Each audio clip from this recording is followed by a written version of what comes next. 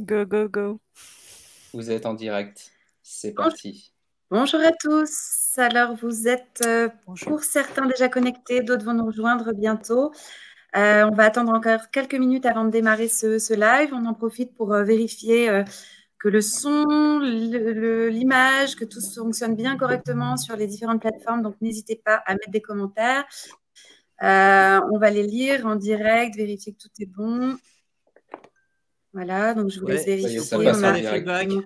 Est-ce qu'il y a de l'écho? Est-ce que le son est correct? Alors, on va chacun parler à notre tour. C'est Janvier. Est-ce que vous m'entendez sur YouTube? Oui, Le son on est t'entend bon? bien. Ouais.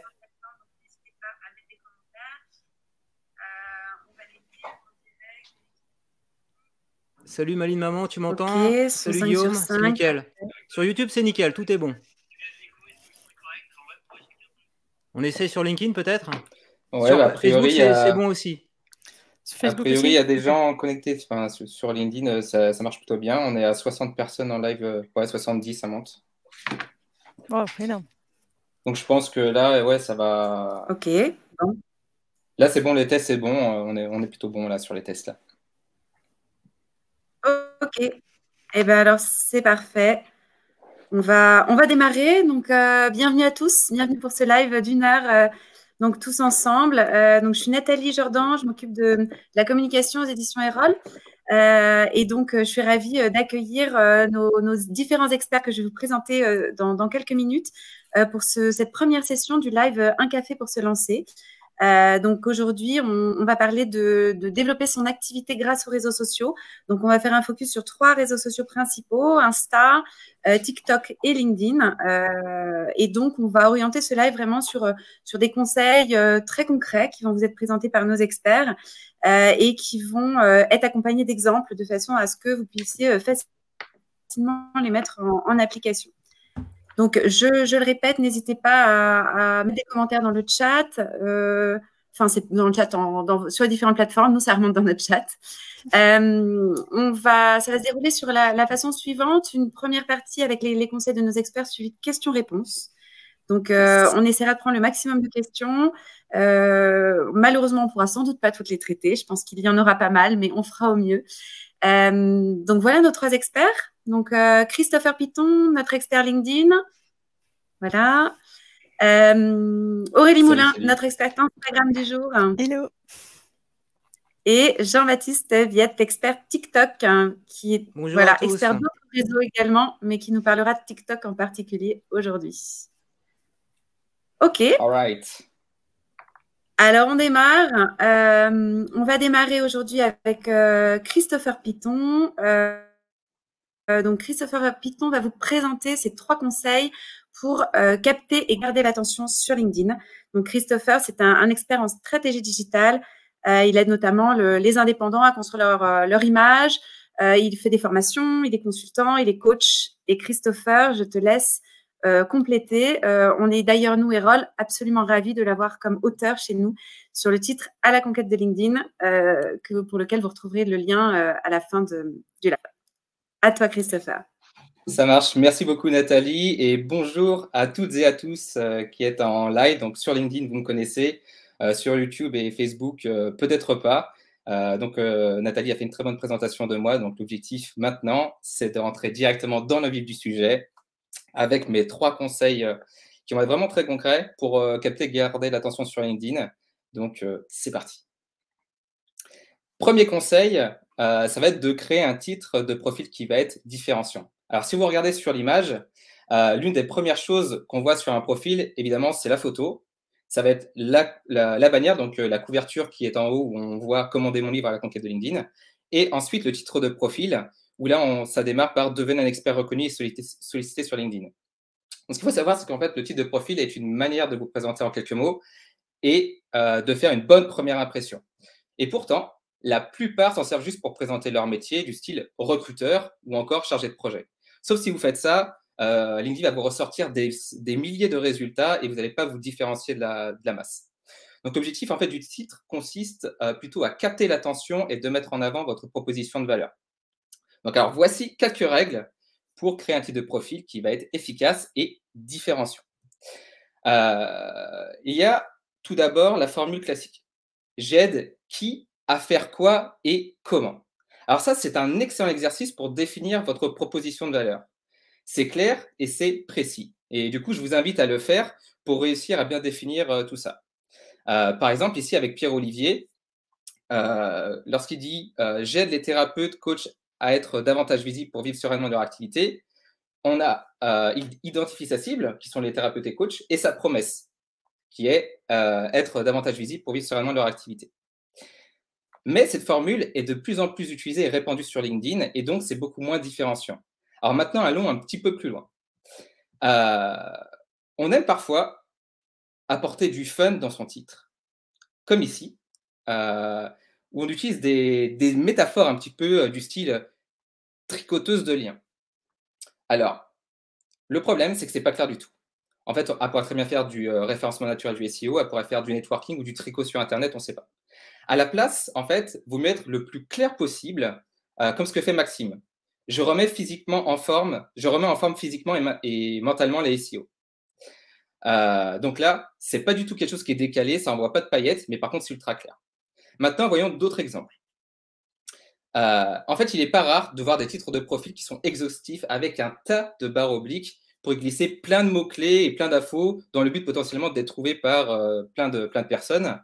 Le hic, on ne sait pas du tout à qui ça s'adresse, ni quelle offre sur laquelle elle est positionnée. On sait juste qu'elle gravite autour du web, mais c'est tout.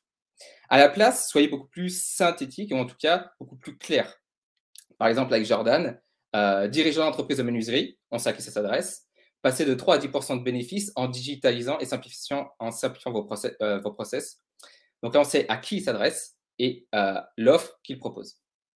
Autre exemple où là, il est plus intéressant d'être différenciant que trop classique. En fait, on voit beaucoup trop, par exemple, de référenceurs qui vont utiliser des titres du style référencement SEO ou encore j'aide les entreprises à être bien positionnées sur Google. Le problème, ça ne vous rendra pas unique par rapport à tous vos concurrents. La meilleure manière consiste beaucoup plus à trouver une approche comme ce que propose Dimitri, qui est ton site plus Google égale notre collaboration. C'est quelque chose de beaucoup plus différenciant et on sait tout de suite qu'il va vous aider à gagner en position sur Google, mais écrit d'une autre manière. Alors maintenant, concrètement, comment faire pour réaliser votre titre de profil différenciant? L'idée, c'est de répondre vraiment à ces 3 questions précisément. À qui vous vous adressez, c'est-à-dire votre cible? Qu'est-ce que vous vendez, c'est-à-dire votre offre? Et en quoi vous vous différenciez? C'est-à-dire, est-ce que votre offre est par exemple plus performante? Est-ce que votre offre va aider votre prospect à gagner du temps ou à gagner plus d'argent? Ou est-ce que finalement votre produit, votre service est plus simple à prendre en main? Ou est-ce qu'il est beaucoup plus personnalisé, etc., etc.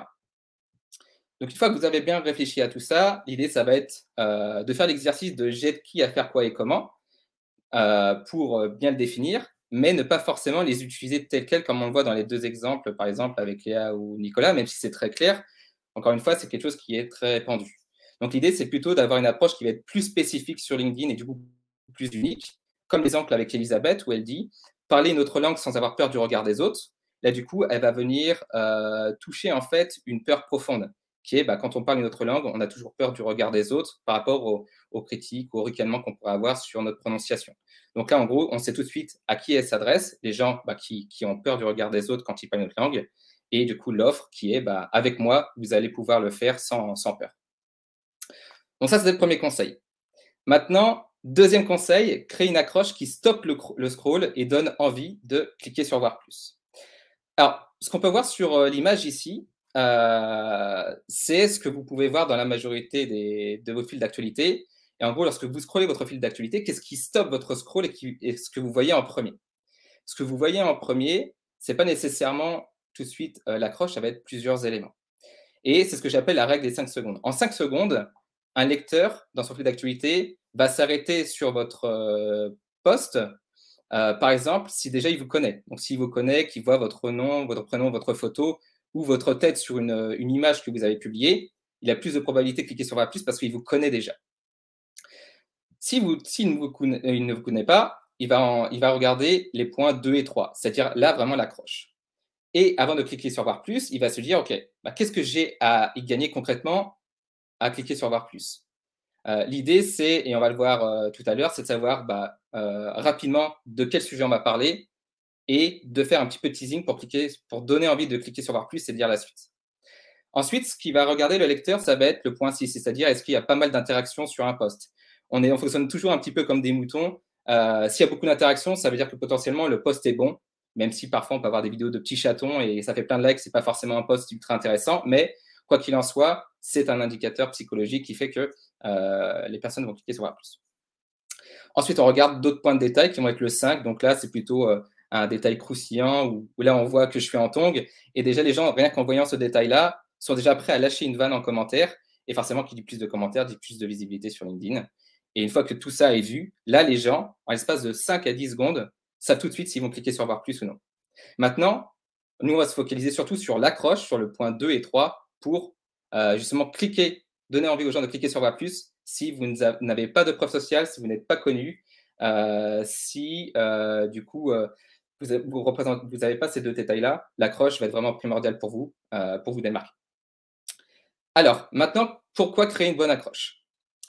Tout simplement pour capter l'attention et vous démarquer de la masse des posts que votre lecteur fait défiler sur son ordinateur ou son téléphone mobile.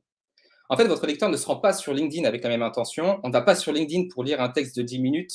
On y va surtout pour accéder rapidement à une information claire dans le but d'être diverti, inspiré ou éduqué avec un conseil applicable. Alors, pour capter l'attention, ne vous excitez pas avec des majuscules et des points d'exclamation à tout va. Clairement, on n'est pas dans une halle aux poissons. Ce n'est pas parce que vous allez crier le plus fort que vous allez être le plus visible. Au lieu de capter l'attention, justement, vous allez repousser les gens. À la place, soyez intrigant sans devenir chiant. Et c'est ce qu'on va voir sur la slide suivante. Par exemple,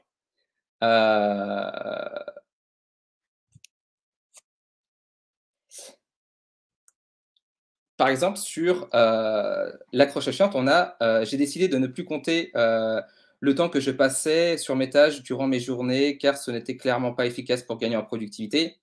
Vous disiez ça, c'est chiant, vous n'avez pas envie de cliquer sur voir plus, il n'y a rien qui vous intrigue. Si par contre vous lisez ceci, il y a un mois, j'ai pris une décision radicale, j'ai arrêté de suroptimiser chaque minute de mes journées, là c'est clair, concret, direct, on a envie de voir la suite. Maintenant, comment faire une bonne accroche? C'est ce que j'appelle la règle des 80%. En fait, votre accroche, elle doit vraiment révéler clairement votre sujet à 80%, et le 20% restant doit laisser un petit peu de mystère. Et c'est ce que j'ai fait dans les 3 exemples. Si on prend le premier exemple, il y a presque 5 ans, j'ai commencé à publier sur LinkedIn. Là, le sujet est clair. On sait qu'on va parler de mes débuts sur LinkedIn. Et après, on a à l'époque. Donc, ça veut dire que là, je vais potentiellement expliquer à l'époque quelles étaient potentiellement les erreurs que j'ai faites. Et du coup, on a envie de cliquer sur voir plus. Exemple suivant, je pourrais embaucher. OK, mon sujet est clair à 80%. Ça veut dire que je vais parler du recrutement. Et je continue en disant, et pourtant, je refuse de le faire. Donc là, je laisse du mystère. Et les gens ont envie de savoir, OK, ce gars-là, il pourrait recruter, il refuse de le faire. Alors, il a intérêt d'avoir des bons arguments sur ce qu'il dit, parce que sinon, potentiellement, je peux me faire lyncher par plein de gens si derrière, je n'ai pas des arguments embêtants. Donc, il y a du mystère et les gens cliquent sur voir plus. Troisième exemple, ces 11 erreurs ruinent la visibilité de vos posts. Le sujet est clair, je vais parler d'erreurs. Et j'enchaîne tout de suite avec la première erreur. Vous manquez de clarté. Et faites des phrases trop compliquées. Donc là, les gens se disent, OK, la première erreur est intéressante, du coup, j'ai envie de connaître les 10 suivantes. Et là, les gens cliquent sur voir plus. Donc voilà pour le deuxième conseil. Troisième et dernier conseil, c'est d'ajouter, troisième et dernier conseil, si tu peux juste passer sur la slide suivante. Clarté vs mystère. Donc voilà, pareil, il y a d'autres exemples où l'idée c'est d'être toujours clair et pas laisser trop de mystère. Donc ça reprend ce que j'avais dit dans les exemples précédents. Là où on dit il m'est arrivé un truc improbable le mois dernier, je vous explique. Ça pourrait être n'importe quoi. Vous auriez pu, je sais pas, moi réussir une embauche. Vous aurez très bien pu gagner un concours de bouffe. Enfin, ça aurait pu être n'importe quoi. Donc l'idée c'est vraiment le plus clair possible dans votre accroche. Et du coup, on passe au dernier conseil. Le dernier conseil, c'est d'ajouter de la personnalité à vos posts en travaillant sur votre backstory et générer plus de proximité à votre communauté et plus d'engagement sur vos posts. La backstory, c'est quoi? Concrètement, c'est raconter une histoire dont vous êtes le héros. Et surtout, de raconter des événements marquants qui serviront à illustrer vos propos pour garder vraiment l'attention de votre lecteur. Alors, attention, entre raconter sa vie et raconter une histoire ou une anecdote, parce qu'il y a vraiment une différence entre raconter sa vie et raconter une histoire ou une anecdote au service de son business. C'est différent de dire j'ai bouffé des nouilles ce midi versus depuis que je suis vegan, je suis 10 fois plus concentré et productif. Vous voyez la nuance entre raconter sa vie et raconter une anecdote au service de son business. Donc, en fait, travailler sur votre backstory va vous permettre de garder l'attention grâce à un post plus personnel émotionnel, créer de la proximité, être vraiment mémorable et surtout être beaucoup plus visible parce que les histoires se partagent beaucoup plus facilement. Et ça, n'importe qui peut le faire. Alors maintenant, comment la travailler? L'idée, c'est vraiment de se poser les bonnes questions. D'une part, c'est pas de raconter sa vie, c'est de trouver vraiment des événements marquants et du coup, en expliquant peut-être le pourquoi et comment j'en suis arrivé là où j'en suis. Comment vous êtes arrivé à vous lancer à votre compte? Comment vous en êtes arrivé à lancer ce projet, à ce produit, etc. Quels sont les 3 événements marquants de votre vie? Et surtout, qui vous ont donné des déclics pour vous amener là où vous en êtes aujourd'hui dans votre projet, dans votre vie personnelle, professionnelle. Et finalement, quelles sont mes peurs et mes motivations? C'est pareil, n'importe quel humain a des peurs, n'importe quel humain a vécu des échecs, n'importe quel humain a vécu des réussites. Du coup, c'est bien de les lister et ça vous permet tout de suite d'avoir vraiment des détails qui vont être un peu plus croustillants pour pouvoir illustrer vos propos dans vos posts. Donc, l'idée, c'est vous pouvez communiquer ça n'importe où, que ce soit dans votre section info de votre profil ou encore dans vos posts LinkedIn, mais pas à chaque fois. L'idée, c'est pas de faire des posts où vous racontez une histoire à chaque contenu. Vous pouvez très bien faire des contenus éducatifs, comme j'avais fait sur ces 11 erreurs qui peuvent ruiner votre post, etc., etc. Donc, exemple concret d'un post backstory avec un arc narratif que vous pouvez reproduire sur vos propres posts. C'est toujours la même structure, ou du moins plus ou moins la même structure, pour raconter une vraie histoire, et une histoire surtout qui va être engageante, qui va intriguer et qui va garder l'attention de vos lecteurs. Premier point, c'est la situation initiale. Donc, c'est vraiment d'expliquer le point de départ de votre histoire. Donc, moi, typiquement, dans le point 1, c'est j'avais honte, grosso modo, j'avais honte de mes racines. Quel a été l'élément déclencheur qui fait que, du coup, j'avais honte? Donc, en gros, ce que je faisais, c'est que à chaque fois que je rencontrais une nouvelle personne, j'embellissais la réalité. Au lieu de dire que, par exemple, mes parents étaient ouvriers, je disais juste que mes parents travaillaient dans un gros groupe. Voilà, ça s'arrêtait là. Troisième point, c'est de raconter les péripéties. Donc là, je vais expliquer 3 situations embarrassantes dans lesquelles j'ai embelli la réalité. Donc, ce sont mes péripéties. Ce sont ce qui va venir mouvementer l'histoire. 4e point, c'est le climax. Donc ça, c'est le retournement de situation. Qu'est-ce qui fait qu'à un moment de temps, il y a eu un déclic, il y a eu un point de bascule? Donc là, j'explique que je rencontre un entrepreneur qui assumait ses racines. Et là, ça m'a fait un déclic. Et du coup, depuis, je n'avais plus besoin d'embellir la réalité pour réussir. Et du coup, ça m'a libéré une grosse charge mentale. Et maintenant, ça m'a permis aussi d'écrire ce post-là. Et enfin, dernier point, la résolution. Donc, en gros, la morale de l'histoire, l'enseignement que vous pouvez partager à votre lecteur. D'où l'intérêt, encore une fois, de raconter une histoire, mais qu'elle soit utile à votre lecteur et au service de votre business. Donc, en gros, c'est expliquer que nos racines sont une force et ça ne doit pas être une honte. Et du coup, ça permet à plusieurs personnes de pouvoir libérer leurs paroles et de pouvoir leur donner envie de prendre la parole sur LinkedIn. Donc, c'était vraiment l'objectif de ce post. C'est tout pour moi. J'espère que ces 18 minutes, donc j'ai pris un petit peu plus de temps que prévu, vous seront utiles. Si vous avez d'autres questions, bien entendu, ma boîte de messagerie est là et les commentaires sont là également et on fera du mieux qu'on peut pour y répondre. Merci beaucoup, Christopher, pour ces 3 conseils hyper concrets. On va te retrouver tout à l'heure sur la partie questions-réponses. Et on passe maintenant à Instagram avec Aurélie Moulin. Donc, Aurélie Moulin est du coup, après avoir une longue expérience en agence auprès d'Auféminin.com, elle est aujourd'hui indépendante. Elle aide les marques à se développer sur Instagram, donc spécialisée Insta. Vous la connaissez sans doute, vous pouvez la retrouver sur 3S de Citron. Et donc, Aurélie va nous donner ces 3 conseils très concrets également pour bâtir sa communauté sur Instagram. À toi, Aurélie. Tu n'as pas parlé du livre. Je précise juste qu'il y a le guide Instagram qu'on a publié chez Erol, du coup, et que la nouvelle édition sort le 27 octobre. Donc voilà, une nouvelle édition entièrement mise à jour. Donc voilà, si vous voulez tout savoir sur Instagram. Il y a notamment beaucoup d'informations dans ce livre de plus de 400 pages. On a beaucoup renforcé le livre. Donc voilà. Donc aujourd'hui, moi, je vous parle d'Instagram, évidemment. De quoi je pourrais vous parler d'autres, puisque c'est ma spécialité. Donc, dans mes conseils pour pouvoir développer votre activité sur Insta, le premier, c'est d'inciter à l'interaction. C'est vraiment, de tous les conseils que je vais vous donner, c'est celui que vous devez absolument mettre en pratique dès aujourd'hui. Pourquoi? Eh bien, tout simplement parce que en fait, l'algorithme d'Insta repose sur les interactions. Plus vos posts vont susciter des interactions, plus Instagram va le mettre en avant, va le rendre visible. Donc, auprès de votre communauté tout d'abord, si au début, il va montrer votre post à un échantillon restreint de vos abonnés, en fonction de leur réaction, s'ils aiment, s'ils interagissent, s'ils likent, s'ils partagent, s'ils le lisent tout simplement, ou s'ils regardent la vidéo en entier, eh bien, Instagram le mettra plus en avant auprès de tous vos abonnés, les autres abonnés qui n'ont pas encore vu le post, et aussi et surtout à l'extérieur de votre communauté, c'est-à-dire le mettre en avant dans les explorers, dans les pages de hashtag et dans les suggestions de posts. Donc ça, c'est vraiment hyper important de se dire que sans interaction, vous n'avez pas de visibilité. C'est un peu l'œuf et la poule. Qu'est-ce qui est le déclencheur de l'autre? On ne sait pas. Il faut absolument déclencher des interactions pour être visible et l'un alimentant l'autre. Donc c'est un cercle vertueux. Donc ça, c'est important. Par contre, un tort que je rencontre souvent dans les personnes que j'accompagne, c'est de me dire, on me dit souvent, oui, mais en fait, moi, mes posts ne génèrent pas tous des interactions. Il y a certains, en fait, ces posts-là génèrent pas peu d'interactions, donc j'arrête d'en publier. Et en fait, il faut surtout pas faire ça, parce que en fait, il y a un certain nombre de posts, notamment les posts de vente, ceux pour lesquels vous allez mettre en avant vos produits, vos services, pour qu'ils soient, évidemment, pour que vous puissiez vivre de votre activité. Normalement, vous êtes tous là des professionnels, donc vous cherchez à faire en sorte que votre compte Instagram vous génère du chiffre d'affaires.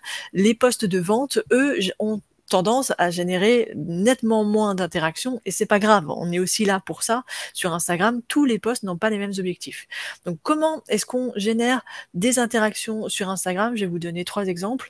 Le premier, c'est de faire des appels à l'action. Ça, c'est hyper important. Les gens voient vos posts, mais ils ne feront pas ou peu d'interactions si vous leur demandez pas de le faire. Donc ou alors ils vont pas forcément y penser. Donc chose absolument indispensable, c'est de rendre l'interaction visible et de leur poser des questions. Par exemple, une des choses qui est le plus facile pour générer des commentaires, c'est de poser une question. Si vous posez pas une question, ils vont pas y répondre. Donc, posez une question.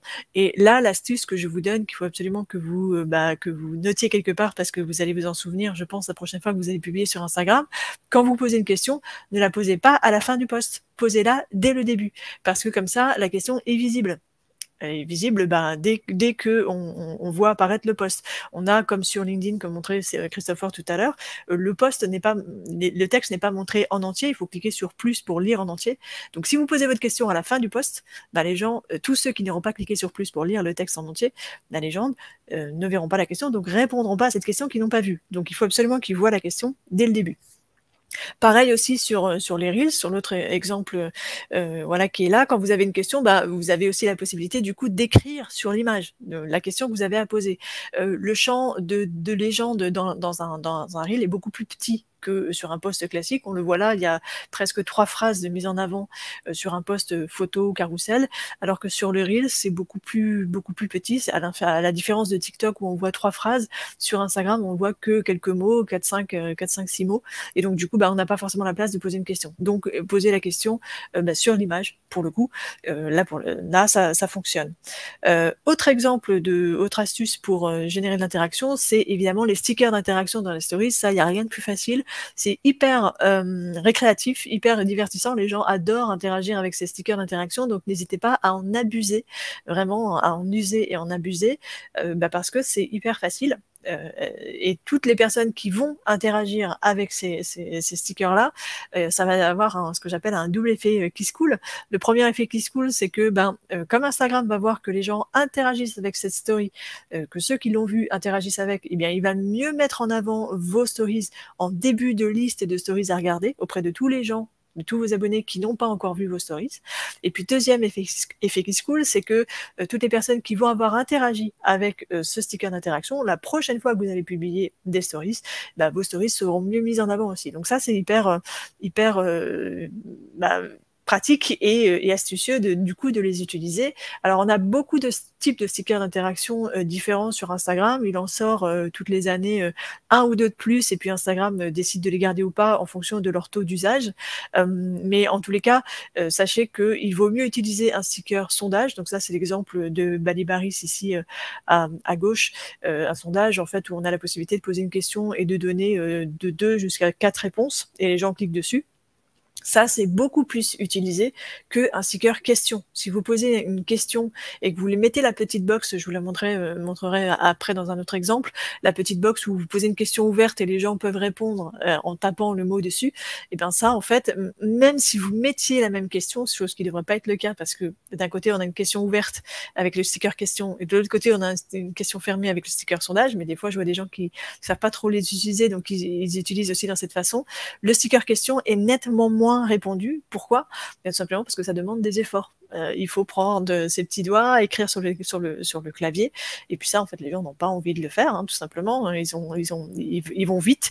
Sur une story, quand c'est une story photo, c'est 5 secondes. Donc, si on leur prémâche le travail et qu'ils ont juste à cliquer pour donner leur réponse, eh bien, on a beaucoup plus de réponses avec un sticker sondage qu'avec un sticker question. Donc, quand vous utilisez vos stickers d'interaction, surtout, choisissez bien le bon sticker d'interaction. Utilisez pas, comme je disais, sondage, ou alors quiz. Quiz, c'est le sticker où vous posez une question et parmi les réponses, il y a une bonne réponse.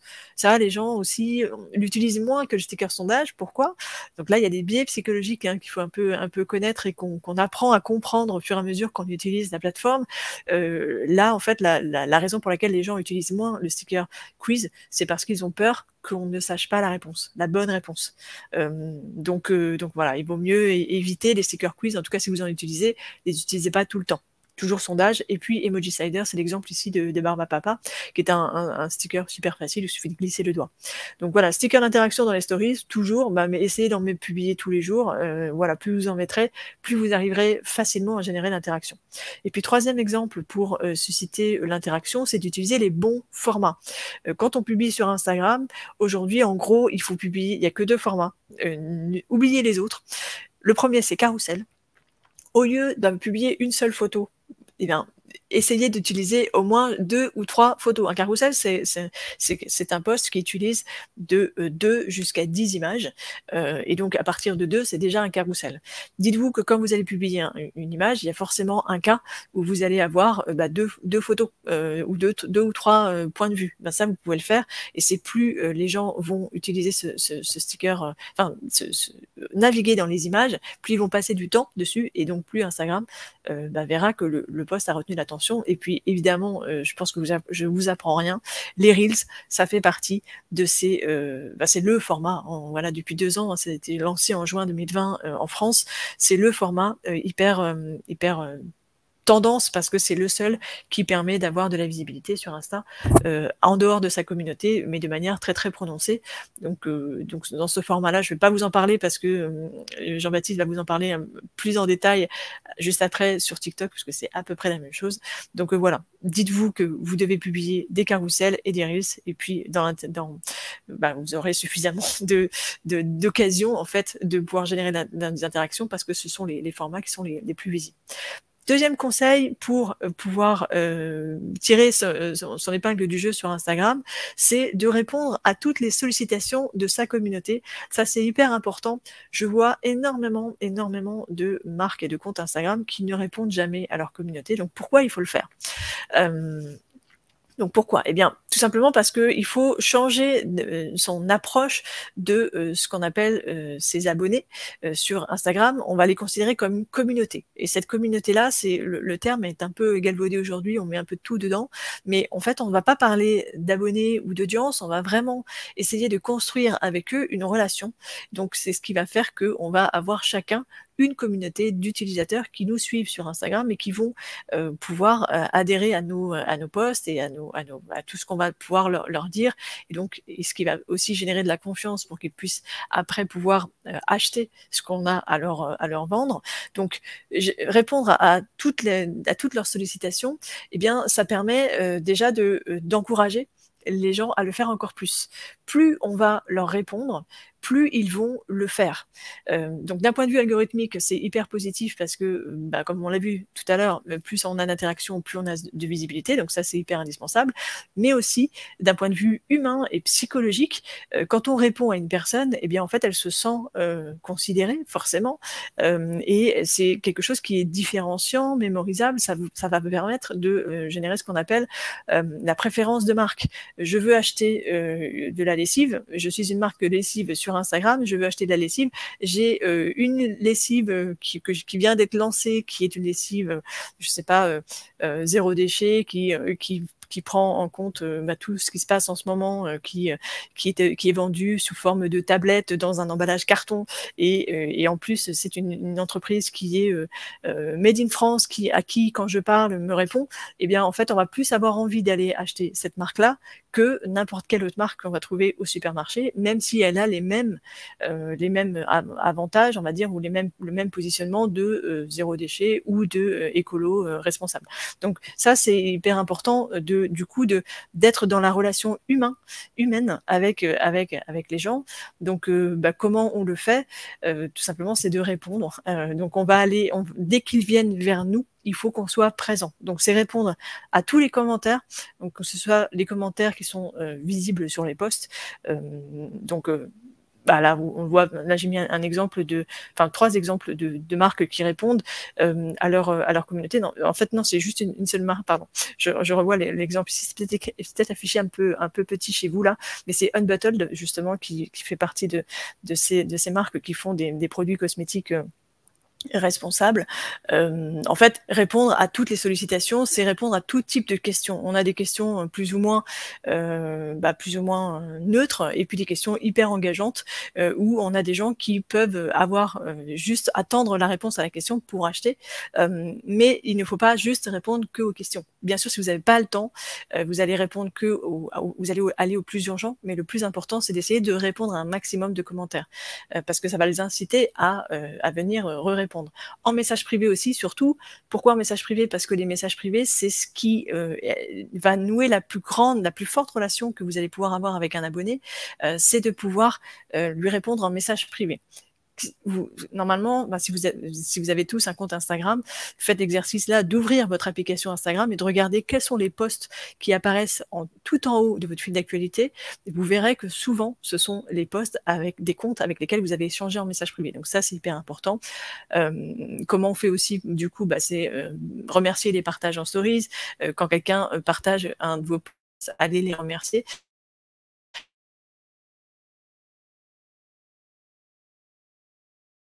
De pouvoir le faire. Et puis enfin, si vous avez encore le temps, il ne faut pas juste être dans une relation top-down, ou ce qu'on appelle la relation top-down, c'est le fait que les gens viennent vers vous et vous leur répondez. Essayez aussi d'aller vers eux et d'interagir aussi avec leurs propres posts sur leur compte à eux. Normalement, si vous êtes tout le temps connecté, vous voyez quels sont les gens qui sont les plus engagés avec vous. Donc essayez d'aller vers eux. Donc ça, c'était le deuxième conseil. Et puis le troisième conseil, du coup, c'est de sonder sa communauté. Comment faire pour les satisfaire au mieux? Eh bien, tout simplement, c'est de leur demander ce qu'ils veulent. Donc, pourquoi est-ce qu'on le fait? Prochaine slide. C'est ça, c'est le fait d'être sûr qu'on va pouvoir leur offrir ce qu'ils sont venus chercher sur notre compte Instagram. Et donc, plus vous allez leur demander ce qu'ils veulent voir, plus vous allez vous assurer que vous tapez dans le mille dans votre stratégie, dans votre ligne éditoriale. Et puis, ça va aussi vous donner des idées de contenu, parce que forcément, avec cet échange-là, va naître des idées auxquelles vous n'aviez pas forcément penser. Et puis aussi, n'oubliez pas, on parle aussi donc encore de communauté et pas juste d'abonnés. Plus vous allez leur demander leur avis, mieux ils vont se sentir en valeur et donc plus ils vont être avec vous là. Pardon, j'avais mis mon timer, du coup je dépasse un peu les 15 minutes.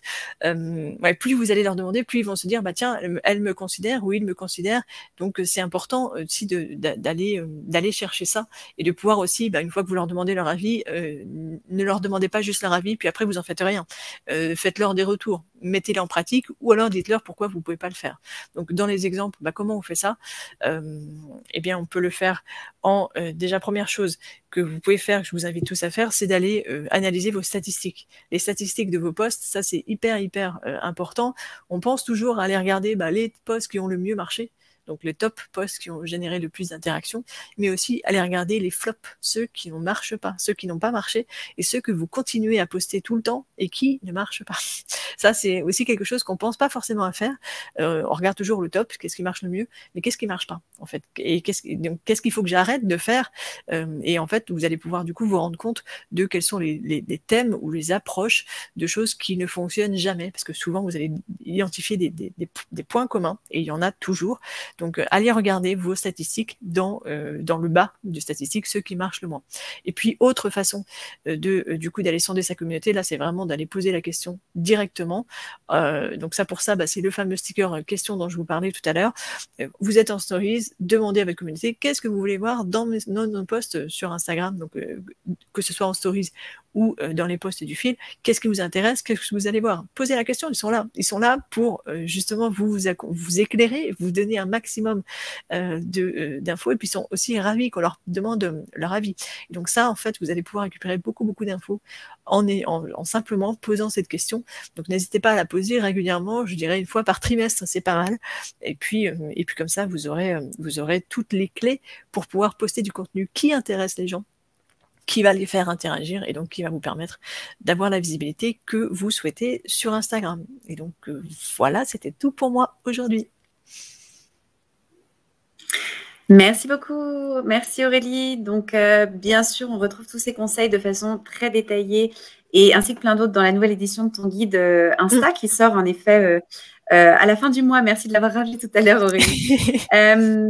Et puis, on a eu pas mal de questions dans les commentaires et les chats. Donc, on les a bien notées et on te les posera tout à l'heure. Donc, on te retrouve dans un quart d'heure. Donc, ça marche. On passe maintenant à Jean-Baptiste Vienne. Donc, Jean-Baptiste est influenceur avec plus de millions de vues et 60 000 abonnés sur YouTube. Jean-Baptiste est aussi notre auteur de Tous Influenceurs qui est sorti à la rentrée. Et Jean-Baptiste va nous parler aujourd'hui de TikTok et de comment percer sur TikTok avec du contenu sérieux. À toi. Voilà, alors merci pour l'introduction Nathalie. Effectivement, donc moi je suis chef de projet web chez Orange et en parallèle de ça, je publie du contenu sur YouTube. Et je me suis dit il y a 1 an, ça serait bien que j'aille également sur TikTok parce qu'on a vu que c'était en train d'exploser. Et donc ce que je vous propose dans cette petite vidéo, c'est de vous expliquer un petit peu les 3 conseils pour accélérer sa croissance sur TikTok. Alors, le premier conseil, il est valable sur YouTube, mais il y a des spécificités sur TikTok, c'est assurer la qualité de sa vidéo. Alors, une vidéo qualitative, ça passe par une histoire. On l'a vu un petit peu avec Christopher, comment il fallait amener une intro, un déroulé, une conclusion. Ça passe par une bonne qualité sonore, là, par exemple, pour le live. J'espère que tout le monde m'entend bien, que le son est correct, mais a priori, j'ai un bon micro, donc ça devrait le faire. Également, une bonne qualité d'image. Alors, ça va être moins exigeant que sur YouTube, mais il faut au moins se filmer avec une bonne lumière. Donc, on peut peut-être passer au slide d'après pour expliquer les enjeux. Pourquoi c'est important en fait d'avoir une vidéo qualitative parce que sur TikTok, les gens, il faut qu'ils vous suivent du début à la fin. Là, on voit sur la courbe de rétention de ma vidéo, les gens, en fait, on voit qu'ils commencent à partir à 30-40% de la vidéo. Et s'ils partent plus tôt que ça, eh bien, la vidéo, elle est plus promue. Donc, pour faire garder les gens du début à la fin, ça passe par le son, par l'histoire, et également par un montage un petit peu dynamique. Donc, il faut travailler tout ça. C'est moins éprouvant que sur YouTube. Sur YouTube, ceux qui connaissent, il faut mettre 4-5 heures pour faire une vidéo.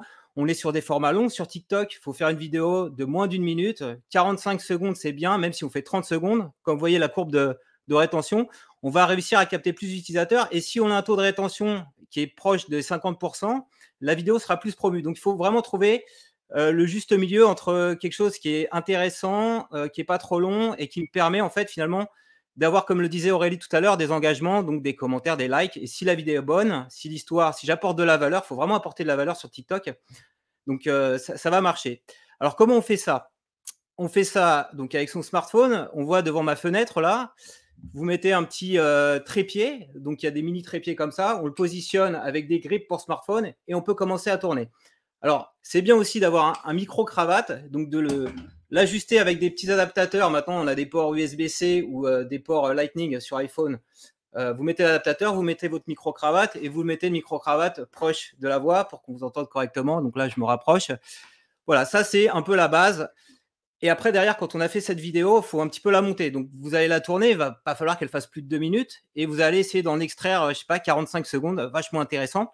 Alors, si on reprend mon format YouTube, YouTube, il faut faire, c'est encouragé de faire des formats longs, 5-10 minutes. Là, si on va sur TikTok, il faut être sous les 1 minute. Alors, il faut essayer d'adapter son sujet. Donc, on ne va pas pouvoir tout dire. Donc, il faut essayer d'identifier sur… moi, je fais de la vulgarisation informatique. Je me suis dit, ma prise de parole sur TikTok, je vais me concentrer uniquement sur les smartphones et je vais expliquer ce qu'on peut faire d'intéressant avec un smartphone. C'est là où j'apporte de la plus-value. Donc, qu'est-ce que je vais dire? Par exemple, comment on peut se servir d'un smartphone pour… C'était ma vidéo d'hier qui a pas mal marché. Je crois qu'elle a 4000 vues. Pour… à la place de sa télécommande, j'ai perdu la télécommande, je peux me servir de mon smartphone. Il faut essayer de trouver comme ça un angle. Et alors, comme on est sur les réseaux sociaux, TikTok, Instagram, etc., les gens n'ont pas toujours le son activé. Donc, c'est bien de rajouter des sous-titres. Vous pouvez le faire nativement avec l'application TikTok. Il y a la reconnaissance automatique de votre voix, c'est assez bien fait. Ou vous pouvez utiliser un logiciel de montage gratuit qui est CapCut, qui est édité par la maison mère de TikTok, ByteDance, et qui permet aussi de faire le montage dont je parlais avant. Donc, vous raccourcissez votre vidéo, 45 secondes, vous la publiez, vous avez une vidéo qualitative, filmée à la verticale. Normalement, si vous apportez de la valeur à votre audience, elle devrait se mettre en avant.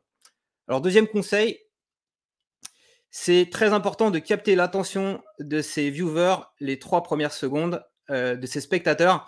On n'a pas le temps sur TikTok comme sur YouTube de se présenter. Sur YouTube, traditionnellement, on dit « Salut à tous, c'est Janvier ». On repartage le personnage. Sur TikTok, il faut aller très vite. Il faut aller très vite avec une accroche, ce qu'on appelle en anglais un hook. Et moi, ce que je fais en général, c'est que je vais essayer de les accrocher en leur disant « Je vais t'apprendre un truc de nouveau ». Alors, comment je fais pour accrocher les gens? Je commence en général à peu près la même phrase et ça marche. Est-ce que tu savais que tu pouvais transformer un smartphone en télécommande? Est-ce que tu savais que tu pouvais faire apparaître un lion dans ton salon? On peut faire ça avec un smartphone. Et tout de suite, les gens se disent « Ah ben non, je ne sais pas, alors je vais peut-être continuer, regarder, etc. » Donc, comme ça, les 3 premières secondes, on a évité le swipe. Les gens restent. Le format est qualitatif, on m'entend correctement. Et ce qu'on peut faire également, c'est mettre un petit titre. Alors, on va voir le pourquoi de faire ça. Oui, c'est l'explication, c'est le swipe. Regardez mes analytics. Tous les analytics des TikTokers, elles sont comme ça. J'ai peut-être 6 000, 7 000 abonnés bientôt, mais en réalité, le trafic ne vient jamais de mes abonnés. Il vient de l'onglet « Pour toi » dans TikTok, qui est affiché par défaut quand on se connecte à l'application. Et ce qui va être assez crucial, c'est justement d'avoir capté l'attention quand les gens vont vous voir sur l'onglet « Pour toi ». Donc, s'ils swipe, s'ils se barrent parce que le sujet dont vous leur parlez ne les intéresse pas, bah, c'est perdu, c'est fini. On a publié sa vidéo, elle ne marchera pas, c'est terminé et il faut recommencer. Tout à l'heure, Aurélie parlait de jeu d'essai-erreur.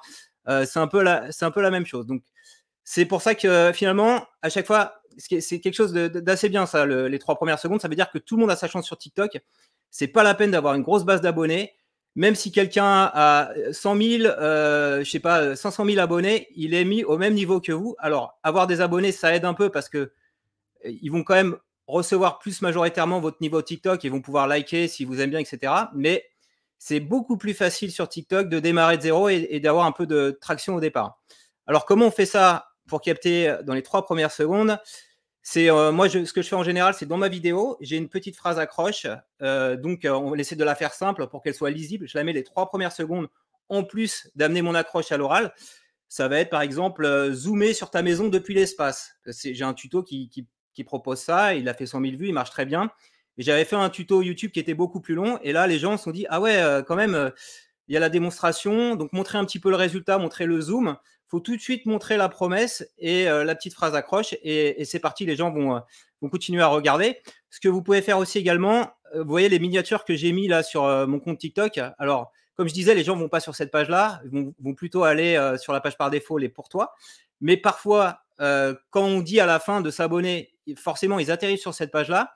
Ils peuvent aller consulter d'autres vidéos. Et donc, c'est bien d'avoir un petit titre aussi, le titre que vous mettez en accroche, de le remettre. TikTok permet de faire ça quand on publie la vidéo pour justement montrer un peu l'étendue de ce que vous savez faire. Contrairement à Instagram, où il faut faire un feed harmonieux, joli, etc., les conseils qu'aurait pu donner Aurélie, sur TikTok, il faut faire à la limite dégueulasse, mais visible, quoi. Il faut vraiment tout de suite en un titre, qu'est-ce que j'avais mis là sur celui-là, un lion dans ton salon, voilà. Et tout de suite, les gens, ça va les intriguer, ils vont aller voir. Et voilà. Alors, conseil numéro 3, garder le rythme et transformer. Alors, c'est moins éprouvant d'aller sur TikTok que d'aller sur YouTube. Et si on veut durer ou si on veut apprendre, il faut se forcer à publier régulièrement des vidéos sur TikTok. Donc, ça peut être tous les 2-3 jours. Je pense que se mettre le challenge tous les jours, ça va être un peu compliqué. Sur YouTube, si on veut fonctionner, il faut essayer de faire toutes les semaines, toutes les 2 semaines, tous les mois. Il faut essayer d'inscrire un rendez-vous. Donc, TikTok, pourquoi tous les 2-3 jours? C'est un peu comme Insta. C'est parce que la vidéo va être mise en avant sur cette période-là. On n'a pas comme sur YouTube le SEO qui fonctionne, même si c'est en train d'évoluer dans l'algo. Maintenant, on peut mettre un peu plus de texte. Les gens sont orientés vers la recherche, mais le comportement naturel n'est pas encore d'aller vers la recherche sur TikTok. Voilà. Et donc, c'est pour ça que publier tous les jours, c'est bien. Ça permet aussi également de s'entraîner, de prendre la parole de façon rassurée. Alors, contrairement à LinkedIn ou à Insta, si on poste des photos, même si maintenant il faut faire de plus en plus de vidéos, c'est pas forcément très rassurant la première fois que vous allez tourner une vidéo. Vous pouvez avoir peur, vous voyez pas la personne en face de vous, donc ça vous permet de gagner en assurance progressivement et justement de tabler sur les feedbacks de votre communauté qui vont vous liker pour vous donner des gages d'encouragement. Et alors, publier régulièrement, ça permet également de construire sa base d'abonnés. Là, on voit sur le graphe, par exemple, à chaque fois que je publie les 2 pics, j'ai publié une vidéo. La vidéo a fait 15 000 vues. J'ai récupéré 250 abonnés. Donc, c'est assez linéaire.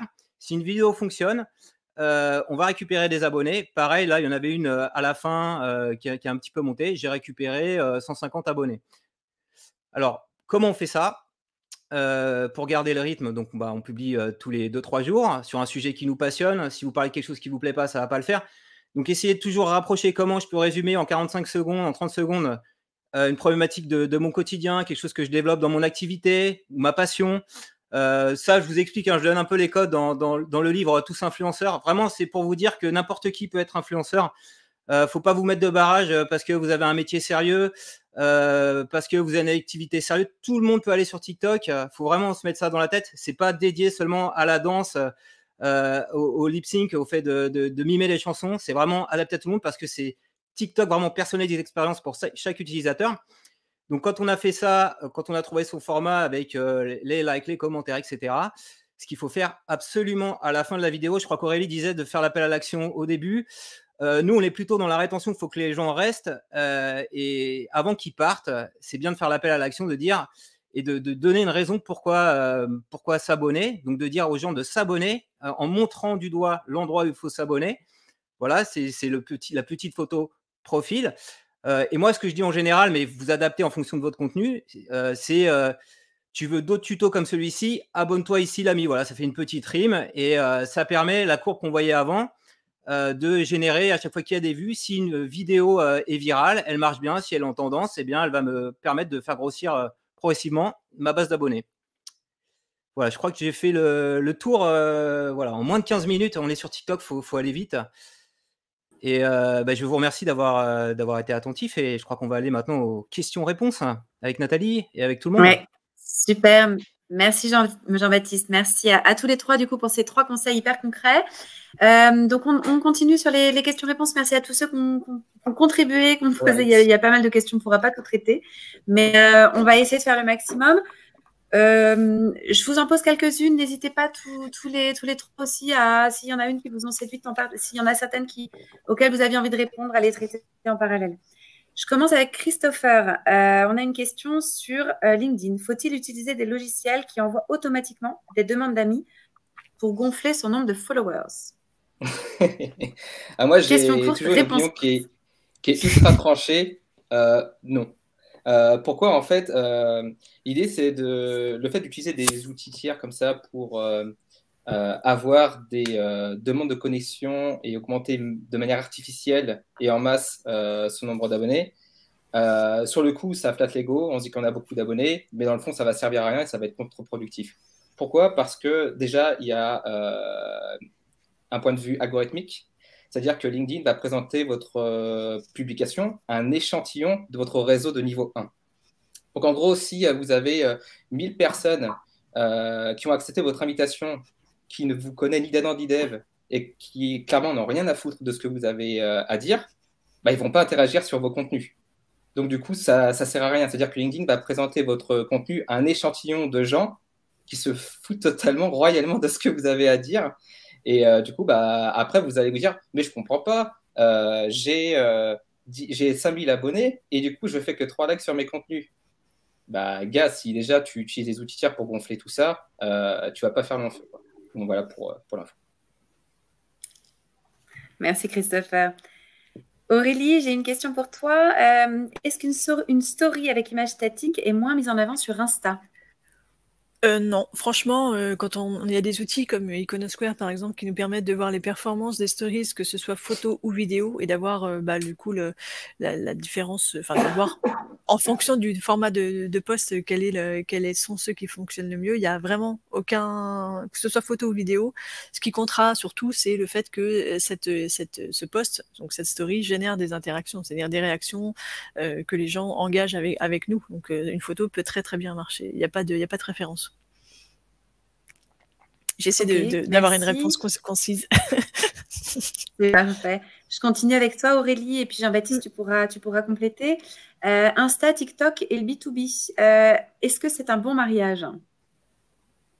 Alors pour Instagram, oui, et je pense aussi que TikTok aussi, Jean-Baptiste répondra, mais oui, bien sûr, ce qui compte en fait, c'est d'être là où nos cibles sont connectées, en fait, à qui on veut s'adresser, et donc l'audience, est-ce que l'audience à laquelle on s'adresse est sur Instagram et sur TikTok? La réponse est oui, puisque tout le monde est sur ces réseaux, donc oui, l'important c'est de pouvoir en fait adresser le bon message aux bonnes personnes, et c'est en fonction de notre ligne éditoriale, en fonction des posts qu'on va publier qui vont les intéresser, que c'est comme ça qu'on va les attirer. Mais il y a énormément de comptes B2B sur Instagram et aussi sur TikTok, je pense. C'est juste que forcément, comme on s'adresse à une cible qui est moins importante, il ne faut pas s'attendre à avoir des centaines de milliers d'abonnés. Mais on ne veut de toute façon que les abonnés qualifiés. Ouais, donc sur TikTok, c'est pareil, hein, ça marche bien. Comme je disais, c'est vraiment en fonction des profils des utilisateurs. À chaque fois, le TikTok d'une personne est différent du TikTok de l'autre. Et c'est pas vraiment lié à nos abonnés, c'est lié à nos interactions. Donc si on s'intéresse beaucoup, alors je sais pas quelle était la thématique B2B, j'ai vu tout à l'heure bâtiment, mais admettons, je m'intéresse à l'immobilier parce que je sais pas, j'ai envie de faire des travaux. Ça, c'est une thématique qui marche bien, les travaux chez soi. Donc il faudrait essayer de trouver cet angle-là, de dire sur TikTok, je te mets un petit conseil rapide pour faire les travaux à la maison. En fait, c'est une espèce de série. Pourquoi une série? Parce que ça va engager les gens à dire je vais m'abonner. Donc je crois qu'il y a un compte TikTok qui explique comment elle a construit sa maison. Et donc c'est super intéressant, c'est rythmé. Et donc on peut tout à fait avoir la même approche sur un secteur du B2B. Donc il faut vraiment s'adapter aux contraintes que j'expliquais, moins de 45 secondes. Et puis à chaque fois essayer d'apporter de la valeur, hein, d'apprendre un truc. Et finalement, j'ai chopé une astuce sur TikTok. Vous le partagez gratuitement. Et pour le business, il faudra voir plus tard. Plus tard, faut pas essayer de vendre tout de suite. On vend quand les gens sont engagés. All right. Ok, merci Jean-Baptiste. Je continue avec toi du coup sur une question TikTok. Comment être sûr de toucher une cible pro sur un réseau social à connotation majoritairement divertissant comme TikTok? Eh c'est pas vrai, hein. C'était au départ, et en fait, c'est comme tout réseau social, ça se transforme. Si on prend l'exemple de YouTube, au départ, c'était que des vidéos humour, Norman et Cyprien, les scénettes de la vie du quotidien. TikTok, c'était pareil, c'était le réseau social dédié à la danse. Et en fait, il y a eu le confinement qui est arrivé depuis 2020. Tout le monde s'est mis à TikTok et tout le monde a exprimé finalement leurs passions qui sont diverses et variées. Et aujourd'hui, comme on a eu le phénomène sur YouTube, où il y a eu des vulgarisateurs qui sont arrivés, parler de sujets sérieux comme l'histoire, les sciences, comme l'informatique, moi, eh bien, on a exactement le même phénomène qui arrive sur TikTok. Je peux en témoigner. Moi, je parle de contenu informatique qui est assez sérieux. Alors, c'est pas du B2B, mais on pourrait s'y en approcher parce que derrière, moi, mon employeur Orange a un compte TikTok et a su adapter également sa prise de communication. Donc, on peut tout à fait y arriver. Et simplement, il faut être un peu dans les codes de la pop culture et apporter de la valeur à chaque fois, quoi. Tu as une question sur ma casquette, là. C'est pour ça que j'ai souri. Tu passeras ta casquette bleue et puis, Pardon, mes micros coupés. J'irai me lancer sur merci Jean-Baptiste. Christopher, une question. Vous m'entendez? Oui. Ouais, une question, Christopher. Des petites vidéos sur LinkedIn. Est-ce que ça marche encore par rapport au carrousel? Après, c'est vrai qu'il y a différents formats qui vont plus ou moins fonctionner en fonction, non pas trop de l'algorithme, mais en fonction de ce que les gens ont l'habitude de consommer. C'est vrai qu'il fut un temps, lorsque LinkedIn a lancé le format vidéo, ça cartonnait parce que LinkedIn met toujours en avant ses nouvelles fonctionnalités. Aujourd'hui, la vidéo, on en voit moins, mais ça ne peut pas forcément dire que ça ne fonctionne pas. C'est juste que ce format-là demande à être beaucoup plus rigoureux dans l'approche et peut-être ne plus nécessairement faire que des vidéos, on va dire, à l'horizontale, mais s'inspirer un petit peu des codes TikTok et des codes d'Instagram, notamment pour les Reels, et les importer sur LinkedIn. L'idée étant d'avoir toujours un contenu qui va, encore une fois, s'adresser à la bonne cible et qui va intéresser la bonne cible. En gros, ça ne va jamais être le contenu ou le format qui va être chiant, ça va être ce que vous allez en faire. Si vous faites un post écrit, parce que c'est un format qui cartonne sur LinkedIn, parce que LinkedIn, c'est plutôt un réseau social de l'écrit, on va vous dire, faites de l'écrit, ça va mieux marcher. Non, si ton contenu est chiant à lire, mais ça ne marchera pas pour autant. Pareil pour une vidéo, pareil pour n'importe quel format. Donc, en gros, c'est travailler dans un premier temps votre contenu qui s'adresse à la bonne cible, qui a vraiment une bonne valeur perçue dans l'optique soit de divertir, soit d'informer, soit d'éduquer. À partir du moment où vous avez réussi à toucher un des trois piliers et que vous avez bien capté l'attention, vous avez réussi à garder l'attention avec une bonne valeur ajoutée, peu importe le format, en fait, ça va bien fonctionner. Après, c'est est-ce que vous avez une sensibilité à parler face caméra? Est-ce que vous êtes à l'aise à parler face caméra?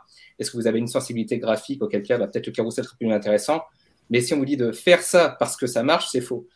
Moi, si je vous dis faites de la vidéo parce que ça marche pour moi, ça sera un mauvais conseil. Si ça marche pour moi, c'est parce que mon audience a un attrait pour ça, mais ça ne marchera pas nécessairement pour vous. Il faut justement tester. Et du coup, c'est un petit peu l'idée de je vois ce qui marche, je teste, j'analyse. Après, je garde ou je jette. Et l'idée, c'est pas de persévérer pour persévérer, parce que vous allez vous lancer dans le mur, c'est persévérer, mais itérer.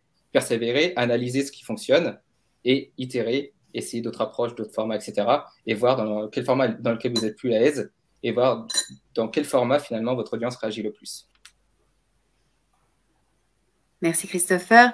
J'ai une question pour vous trois, alors je vous laisse choisir qui répond en premier. Quel rapport ou quel taux peut-on espérer entre le nombre d'abonnés et conversion vers un service, une offre et donc le CA? La question piège. Non, c'est impossible de répondre, même pour quoi que ce soit. Enfin, c'est comme, je sais pas, quand on dit sur un site web, le taux de conversion moyen est normalement de 2%. 2%, c'est pour certains, ça pourrait être énorme, pour d'autres, c'est vraiment pas beaucoup. Franchement, ce sera dépendant de la manière dont vous communiquez, la manière, en tout cas pour Instagram, la manière dont vous allez avoir cette relation avec cette fameuse communauté. Et aussi, si vous avez une énorme communauté, ou même pas si grande que ça, mais que vous avez un bon taux d'interaction, mais que vous parlez jamais de vos offres, vous n'allez pas convertir. Donc, franchement, on peut pas répondre à cette question. Enfin, moi, en tout cas, je vois pas comment on peut y répondre. Ouais, et puis surtout que en fait, on ne vend pas directement, pour en parler sur les réseaux sociaux, hormis maintenant peut-être avec les versions shopping sur Instagram, etc. Mais en tout cas, en ce qui concerne LinkedIn, l'idée, c'est plutôt d'être présent dans l'esprit des gens le jour où ils auront besoin de nos services. C'est-à-dire, si vous me communiquez régulièrement sur LinkedIn et que, par exemple, je ne sais pas, moi, dans 2 mois, vous vous dites, voilà, j'aurais besoin d'être accompagné sur LinkedIn, à qui vous allez penser en premier? Est-ce que vous allez penser à la personne qui n'a jamais communiqué ou vous allez penser à la personne que vous voyez quasiment tous les jours dans votre fil d'actualité? bah, du coup, la réponse elle va être là. C'est-à-dire que vous allez contacter la personne que vous voyez le plus, en qui vous avez confiance parce que vous croyez en l'expertise. Et à ce moment-là, vous allez faire des ventes. Mais dire que voilà, mon post LinkedIn me génère tant de conversions, c'est pas vraiment vrai, parce que le parcours d'achat est ultra différent. En gros, le parcours, c'est je vois le post sur LinkedIn, bah, c'est intéressant, je vais aller sur le profil. Mais ça va pas forcément faire une vente. Quelques jours plus tard, vous envoyez un post, vous allez lire d'autres posts, vous allez retourner sur le profil. Et puis en même temps, bah, peut-être que vous allez contacter la personne. Mais c'est pas linéaire, un post égale une vente, sinon ça serait trop facile. Ouais, pour compléter ce que dit Christopher et Aurélie, c'est l'inbound marketing finalement. C'est quelque chose qui va arriver plus tard. Donc il faut continuer à communiquer sur les réseaux sociaux avec du contenu intéressant. Ça donne un côté un peu sympa. Les gens vont avoir confiance en nous. C'est une sorte de bouche à oreille naturelle. Et tout dépendra de ce dont quoi on parle. Donc il faut bien se thématiser, se spécialiser. Je sais pas.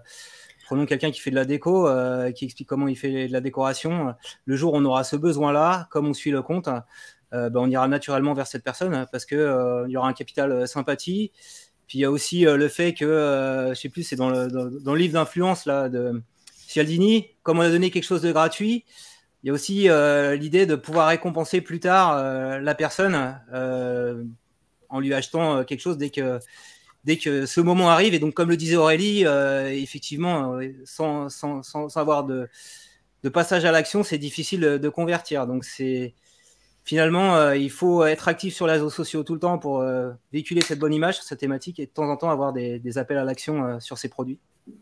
Et dans tous les cas, essayer de convertir chaque abonné, chaque lecteur en abonné newsletter, parce que c'est une autre façon de pouvoir les toucher quand on est en période de vente. Donc, essayons de mettre en avant donc notre newsletter pour qu'ils s'abonnent, ou un freebie, ce qu'on appelle un freebie, ou quelque chose de gratuit, un e-book, un guide, quelque chose à télécharger, pour pouvoir récupérer cette fameuse adresse email qui est la chose la plus importante, finalement, qu'on puisse obtenir d'un abonné. Ouais, et puis pour donner un peu plus de concret, par exemple, sur mon profil, j'ai un lien qui renvoie vers le livre. Donc, je ne vais pas forcément parler de mon livre dans mes posts, mais par contre, à force que je publie des contenus, on va dire, éducatifs, dans lesquels je vais vraiment partager des conseils applicables, je vais gagner en visibilité. Les gens vont aller sur mon profil. Peut-être des gens étaient déjà venus, mais n'avaient pas passé à l'achat. Et du coup, à chaque fois que je fais un post éducatif qui apporte de la valeur et qui fait un certain nombre de vues proportionnel à mon nombre d'abonnés, tout de suite, je remonte dans le classement des meilleures ventes Amazon. Je peux très bien me retrouver, par exemple, je sais pas moi, 75 millième, et dès que je fais un post, boum, je remonte dans le top 6000. Alors, bon, après, top 6000, pour certains, ça veut rien dire, mais quand sur Amazon, vous avez des centaines de milliers de bouquins, et que vous êtes dans le top 30 d'une rubrique dans le marketing, bah, finalement, ça génère pas mal de ventes. Donc, en gros, voilà, le rapport n'est pas direct, mais à force, ça génère des ventes. C'est aussi parce que tu as une super bannière sur ton profil LinkedIn d'ailleurs. Il faut que je m'en inspire pour la sortie de mon livre. C'est vrai qu'elle fait une belle promo, c'est top. On arrive à l'heure, il est 13h. Donc, ce que je vous propose, si ça vous va, c'est donc déjà le live sera en replay pour ceux qui ne peuvent pas continuer plus tard. On peut peut-être répondre à quelques questions supplémentaires et rester avec ceux qui souhaitent prolonger un tout petit peu. Avec plaisir. Super. Je rappelle pour ceux qui doivent nous quitter que dans le live, vous retrouverez les liens vers ces 3 beaux ouvrages pour lesquels vous aurez réponse à toutes vos questions, parce que là, en effet, on ne peut pas toutes les traiter. Est-ce que Jean-Baptiste, Aurélie et Christopher, vous voulez, moi j'ai noté d'autres questions, mais est-ce que vous en aviez certaines en particulier auxquelles vous vouliez répondre avant que je continue? Pas nécessairement, je pense que non, pas spécialement. D'accord. Ok. Moi j'en ai vu une là, consultant en IT comme je travaille. Oui, alors c'est celle-ci que j'allais dire. En effet. Bah parfait alors. Je te laisse la lire alors. Ouais, ce consultant en effet en IT a plusieurs questions sur LinkedIn notamment. Donc, je commence par la dernière. Je considère que LinkedIn est le seul réseau où je dois communiquer, prospecter. Est-ce que mon approche est correcte? Puis, j'utilisais aussi Insta et TikTok. Et du coup, pour LinkedIn, oui, ça c'est sûr. Il y a plus de 20 millions de comptes sur LinkedIn, pas plus actifs. Mais de toute manière, tu trouveras forcément tes prospects ou tu trouveras forcément quelqu'un qui parlera de toi. Si on prend l'exemple même d'un coach scolaire, il ne va pas s'adresser à des enfants de 8 ans sur LinkedIn. Par contre, il va s'adresser à ses parents, qui sont les intermédiaires et qui ont la main sur le chéquier. Donc, l'idée, c'est clairement ça, c'est aussi de communiquer auprès des intermédiaires et pas forcément des décisionnaires qui ne sont pas principalement actifs sur LinkedIn, mais des personnes qui, eux, vont parler de vous et faire travailler la recommandation par le bouche à oreille. Alors moi, pour reprendre TikTok, là, il est sur une thématique très spécifique, l'IT. J'ai vu, moi, récemment, une vidéo TikTok qui expliquait comment configurer des pipelines sur Google Cloud Platform, donc des sujets très techniques. Donc, on est sur le cloud, on est sur la data, et elle faisait 30 000 vues, et il y avait plein de gens que ça intéressait. Voilà. Et donc, on était vraiment sur un truc très spécifique. Et le gars arrivait en 1 minute, en mettant des schémas d'architecture, à expliquer un petit peu ce qu'il faisait. Et donc, il donnait confiance comme ça à ses abonnés. On aurait pu imaginer que ça marche jamais, mais il y a quelques des développeurs, des ingénieurs qui sont aussi sur TikTok et qui vont consommer ce genre de choses. Et en voyant ça, quelque part, ça les rassure. Alors, je ne pense pas que ça va transformer dans l'instant, parce que dans TikTok, on est un petit peu dans la consommation de contenu, de guides pour s'améliorer, pour comprendre. On essaye d'apprendre. Mais plus tard, on se souviendra de ce gars-là parce qu'on l'a vu souvent, on s'est abonné. Et quand on aura besoin d'une prestation, c'est ce que je disais avant, on pourra aller le voir. Et peut-être pour faire la passerelle, je donnerai la parole après avec Aurélie, si on arrive à faire un TikTok, c'est très facile après de le publier sur Insta. Donc peut-être pour pas trop investir là-dedans, si on fait une belle vidéo TikTok, on la republie sur Insta en enlevant le watermark. Et ça sera promu parce qu'aujourd'hui, c'est vachement mis en avant sur Insta les Reels. Oui, on en reparle toujours, on parle toujours de la même chose.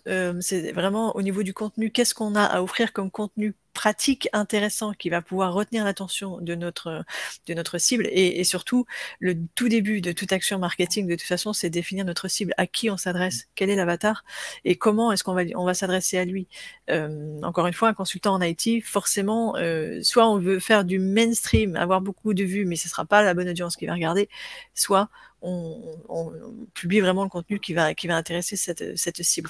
En tout cas, au début, quand on démarre, à mon sens, si on veut vraiment faire de notre compte Insta, et donc TikTok aussi, mais un réseau social depuis lequel on va recruter, on va pouvoir gagner des prestations, vendre des prestations, et il faut pas trop non plus mettre la pression là-dessus, parce que le début est un peu long quand même, et aussi le fait que si on se dit j'aurais envie de travailler pour telle ou telle boîte, ça sert à rien de s'adresser au compte Instagram de ces boîtes-là, parce que derrière il y a des community managers et c'est pas la personne qu'on a besoin d'avoir en contact direct pour convertir en prestation.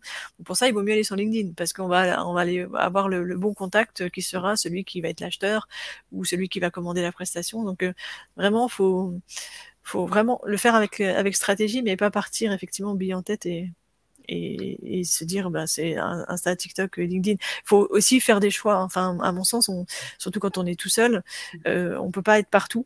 Donc effectivement, il y a des ponts faciles entre Instagram et TikTok, mais choisir entre Instagram et LinkedIn, des fois, il faut faire le choix du bon réseau, quoi. Ouais, c'est clair. Et je rebondis sur ce que tu dis, Aurélie, justement, parce qu'on a eu pas mal de questions sur le temps qu'il faut pour devenir visible, en effet, sur vos réseaux respectifs. Donc, c'est une question un peu pour vous trois. Je te laisse démarrer. Ouais, alors sur Instagram, c'est beaucoup plus lent que sur TikTok. Jean-Baptiste vous dira que, en fait, en quelques jours, quelques semaines, vous pouvez avoir une énorme communauté. Sur Instagram, c'est quand même beaucoup plus difficile parce qu'il y a plus d'utilisateurs aussi. Il y a 2 milliards d'utilisateurs sur Insta et que en fait l'algorithme ne fonctionne pas du tout de la même façon que TikTok. C'est l'un des grands problèmes de cet algo qui fonctionne assez peu sur la recommandation, même s'il y a de plus en plus de recommandations de contenu sur la plateforme. C'est quand même pas comme TikTok. Donc pour aller plus vite possible, il faut surtout publier des reels. Si on commence un compte Instagram sans publier de reels, alors là on oublie. Dans 2 ans, on est encore presque au même niveau. Donc, pour aller le plus vite possible, des reels, et puis ouais, quand même s'armer de patience, parce que Insta, c'est pas aussi vite que TikTok. Je peux peut-être rebondir sur TikTok. Effectivement, c'est explosif TikTok. Alors dans le livre là, Tous influenceurs, j'ai des témoignages de gens qui se sont mis à TikTok tous les jours au moment du confinement et qui ont eu 100 000 abonnés en moins de 6 mois. D'ailleurs, ça peut aller beaucoup plus vite que ça. Alors, je dirais pas 100 000, mais si on a une vidéo qui est virale Donc c'est un petit peu par hasard, hein, qui a bien marché. Parce que justement, on s'est expérimenté à tester des formats, on a vu ce qui fonctionnait. Dès qu'on trouve son format et qu'elle viralise, j'ai le témoignage de Contradico qui fait des vidéos, il est ingénieur dans la vie, sur la rhétorique, l'esprit critique. Il a une vidéo qui a fait 1 million de vues.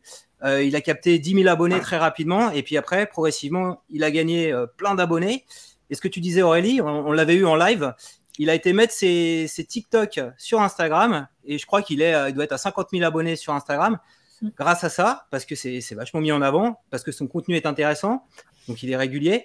Et en fait, à l'époque, avant qu'il mette ça, il devait avoir, je sais pas, 500, 1000 abonnés. Donc, il y a vraiment quelque chose. Quand on arrive à trouver son format, en tout cas sur TikTok, on peut vraiment décoller. Et ce que tu disais sur Insta, ouais, ça peut aller assez vite. Mais si je prends l'exemple de YouTube, sur lequel je suis assez actif aussi, YouTube, le conseil, c'est 6 mois, vraiment, avant d'avoir ses 1000 premiers abonnés. Donc, c'est très, très long, c'est très déprimant. C'est pour ça que je conseille, moi, à tous les créateurs d'aller se faire la main un peu sur TikTok, le laboratoire, tester des formats. Et c'est bien parce qu'il y a des commentaires, des encouragements, des likes, et c'est gratifiant. Voilà, il y a un peu de dopamine dans tout ça. Je rebondis justement sur ce que vous venez de dire parce qu'on a eu pas mal de questions évidemment de gens qui veulent avoir des trucs et astuces pour avoir rapidement des followers. Donc, j'imagine que ça va être compliqué d'y répondre de façon très, très rapide. Vous avez donné quelques billes là. Bien sûr, on retrouve tout dans les ouvrages, mais est-ce que vous avez là quand même spontanément 1 ou 2 idées qui vous viennent sur lesquelles vous voulez mettre l'accent sur vos réseaux respectifs? Moi, c'est ce que j'évoquais dans mes 3 conseils pratiques du jour au tout début de ce live. Vraiment travailler son accroche. Parce que moi, étant connu, forcément, même si j'ai une accroche qui est complètement pétée, ça va générer des interactions. Par contre, si vous débutez sur LinkedIn, personne ne vous connaît. Donc là, vous avez tout à jouer pour travailler une accroche et respecter ce que j'expliquais, c'est la règle des 80%, que vraiment, dès l'accroche, vous devez parler de votre sujet à 80% et les 20 restants doivent laisser un peu de mystère. Après, bien entendu, il faut travailler le fond, mais vous pouvez avoir le meilleur contenu au monde si vous n'arrivez pas à capter l'attention parmi la masse de posts qui sont publiés sur LinkedIn. Vous aurez beaucoup plus de difficultés à vous démarquer. Donc, travaillez déjà à fond votre accroche et du coup, le reste suivra petit à petit. Pour Insta, faites des Reels, mais ne faites pas des Reels pour faire des Reels. Hein. Faites vraiment, établissez une ligne éditoriale et engagez-vous sur une régularité super importante parce que il faut entraîner justement l'algorithme et donc être présent tout le temps. Donc, il y avait une question, je crois, sur la régularité des posts.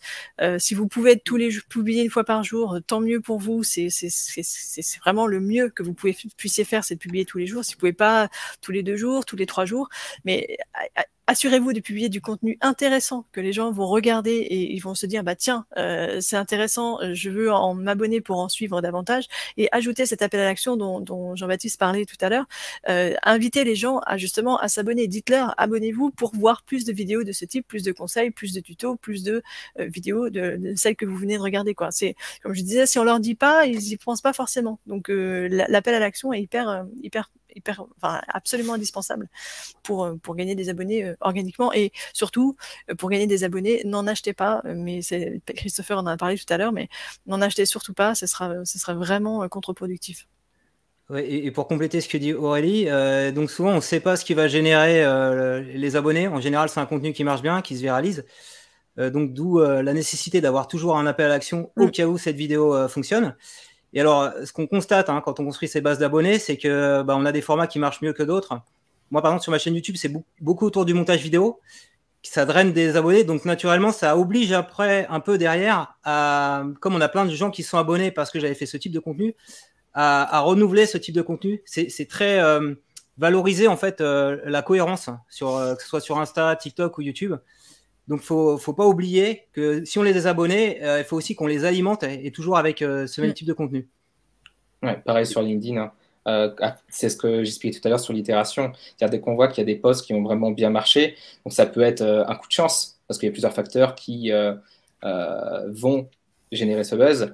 Mais l'idée, c'est de dire, voilà, si ça se répète et qu'on voit qu'il y a un sujet qui marche bien, par exemple, si vous parlez d'argent sur LinkedIn et que vous voyez que ce sujet-là fonctionne bien, l'idée, ça va être de trouver d'autres angles d'écriture, d'autres sujets qui sont liés à cette thématique-là et continuer à creuser dans cette thématique.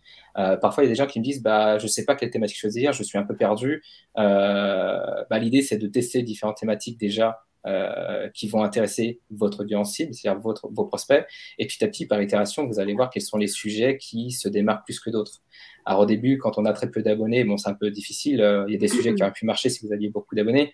Mais l'idée, c'est de fonctionner par itération, d'avoir un réseau solide et justement de ne pas utiliser ces fameux outils pour générer des abonnés massifs parce que ça va foirer totalement vos statistiques et vous ne saurez pas finalement là où axer vos efforts pour améliorer la performance de vos contenus. Je vais donner 2-3 réponses rapides là, sur des commentaires que j'ai vus.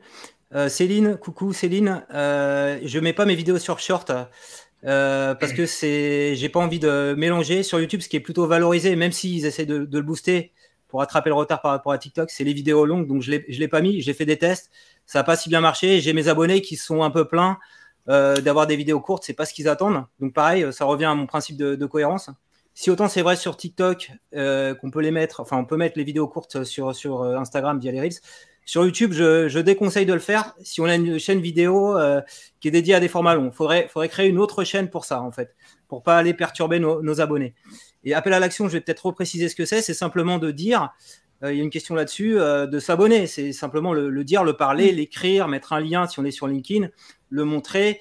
Il n'y a pas de bouton magique, je crois pas en tout cas. En tout cas, se servir des boutons d'interaction qu'on a sur les réseaux sociaux pour dire très clairement à l'utilisateur où il faut aller appuyer, quoi. Voilà, c'est juste parler.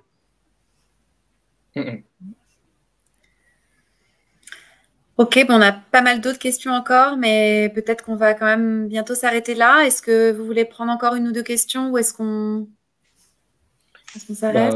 Chaud pour répondre à une ou deux questions. Après, ça dépend en fonction de votre alors, du coup, pour toi, Christopher, j'en choisis encore 2-3, puis on s'arrête là. Ça marche. Donc, Christopher, privilégier la vidéo ou le carrousel, qu'est-ce qui est la meilleure solution? Donc, dans la question, il précise. Tu as déjà répondu. Ah, excuse-moi. Ouais. Pardon. Alors, autant pour moi. Pas de souci. Ok. Qu'est-ce qu'on peut compléter? Est-ce que vous en aviez vu d'autres? Il y avait une question très concrète sur TikTok. Comment télécharger une vidéo? Ouais, alors il y a un site, je crois, Snap It. Il suffit d'aller dessus. Je sais pas si c'est le bon. Où on tape télécharger vidéo TikTok sur YouTube et on peut après l'avoir sans watermark. Alors ce que je dis, normalement, j'ai pas le droit de le dire. J'espère que ça bloquera pas la vidéo parce que je pense que c'est contraire au principe de TikTok. Donc si on veut faire quelque chose de légal, plus simplement, c'est là où on l'a enregistré sur son logiciel de montage, CapCut ou autre, en générer une autre, comme ça on est sûr qu'il n'y a pas le watermark. Parce que si on peut télécharger directement la vidéo TikTok, mais il y aura le watermark, il y aura le petit logo TikTok, et je crois, Aurélie, si je dis pas de bêtises, que c'est analysé par Instagram quand tu le diffuses sur Reels. Oui. Effectivement, il les exclut de l'Explorer, donc ils sont pas bien diffusés, quoi. Donc il faut pas avoir un logo TikTok sur Insta. Ok, je vous propose comme dernière question, si acheter des abonnés c'est contre-productif, qu'est-ce qu'il en est pour les ads? Est-ce qu'ils peuvent drainer une population fictive? Alors, je vais parler pour Instagram. Sur Instagram, on peut pas acheter d'abonnés via les ads. Ça, c'est possible uniquement sur Facebook. Sur Facebook, on peut faire des publicités dont l'objectif est d'avoir des abonnés, tout simplement. C'est on paye pour chacun des abonnés que l'on gagne. Sur Instagram, ça n'existe pas. Il n'y a pas d'objectif abonné. Donc en fait, on n'achète pas des abonnés via la publicité sur Insta. Par contre, on peut gagner des abonnés via la publicité sur Insta parce que notre profil est visible. Donc les gens le visitent et donc vont s'abonner s'ils voient que les contenus les intéressent. Et puis sur LinkedIn, pour l'instant, la publicité est excessivement chère pour l'instant. Après, ça dépend encore une fois de vos objectifs, de votre budget. Mais typiquement, ce n'est pas quelque chose que je vois majoritairement. Donc, je n'ai pas nécessairement de réponse à cette question-là. Je n'ai pas expérimenté, donc je ne veux pas faire le messie de LinkedIn non plus. Donc là, voilà, je n'aurai pas nécessairement une réponse à ça. En fait, ce qu'il faudrait faire, c'est booster un post, une publication avec de la publicité qui génère des abonnés. Ça, on arrive assez à le voir, que ce soit sur TikTok, YouTube ou Insta, notamment sur Insta. Je ne sais pas si on identifie que dès qu'on a publié ça, il y a plein de gens qui sont abonnés. qu'il y a plein de commentaires, qu'il y a un bon taux d'engagement. Je dis ça, c'est Aurélie qui m'avait donné ce conseil-là. Naturellement, mettre un peu de publicité sur quelque chose qui marche bien, ça va forcément avoir la même traction quand on met de la publicité, quoi. Ouais, ça va permettre d'étendre le public. Si on a un budget publicitaire et qu'on le met sur un post qui déjà organiquement ne fonctionne pas, ça sert à rien parce que Instagram, Facebook du coup ne les boosteront pas, et ce qu'ils veulent aussi c'est que la publicité soit intéressante et génère des interactions. Je me permets juste de répondre à ce que Céline a dit, d'un côté comme de l'autre d'ailleurs pour le watermark sur Instagram et TikTok, c'est c'est très très vrai. Moi je suis pas du tout sur TikTok, enfin j'essaye, j'ai pas du tout d'objectif sur TikTok, j'ai juste essayé de publier 3 Reels sur TikTok, et donc j'ai pas d'abonnés, j'ai 36 abonnés, un truc comme ça. Les 2 premiers que j'ai publiés, en fait c'est pas des vidéos que j'avais téléchargées d'Instagram, je les avais montées dans CapCut, ça a fait 900 vues, et là la semaine dernière j'ai publié une vidéo que j'avais téléchargée d'Instagram, que j'ai mis sur TikTok, il y a le logo Instagram et elle a fait 100 vues. Donc c'est vrai aussi l'inverse, si on télécharge une vidéo depuis Instagram, qu'on la met sur TikTok, il y a le logo Instagram, et donc TikTok ne le diffuse pas. Donc vraiment, il faut faire attention à ça. Elle a vu ma vidéo. J'ai vu ma vidéo, ma chérie. J'imite Céline. Hein. Tu l'imites très bien. Bon, merci à tous. On va s'arrêter là pour ce live. Merci à tous les 3. Merci aux participants qui ont contribué par leurs questions. On n'a pas pu tout traiter, mais bon, je pense qu'on a vu quand même pas mal de choses. Je rappelle que vos ouvrages sont disponibles en librairie, que vous pouvez, bien sûr, je vous invite à suivre nos trois experts sur leurs chaînes respectives. Voilà, si vous voulez ajouter quelque chose tous les 3, n'hésitez pas. C'est OK? C'est OK. Lancez-vous, testez, échouez, recommencez, voilà, à retenir. Ouais. Voilà. C'est le dernier mot, le mot de la fin. Sur LinkedIn, essayez pas à tout prix d'être remarqué, essayez surtout d'être remarquable et de travailler vos contenus. Oh, le sens de la formule, Christophe. Ah, c'est beau. Ah, j'ai voulu faire quelque chose de poétique là. Ah, c'était incroyable. C'est bien. La punchline. Bon, merci à tous. À très bientôt. Merci. Au revoir. Merci. À bientôt. Salut. Ciao. Alors, c'est moi qui appuie. Hop, arrêtez.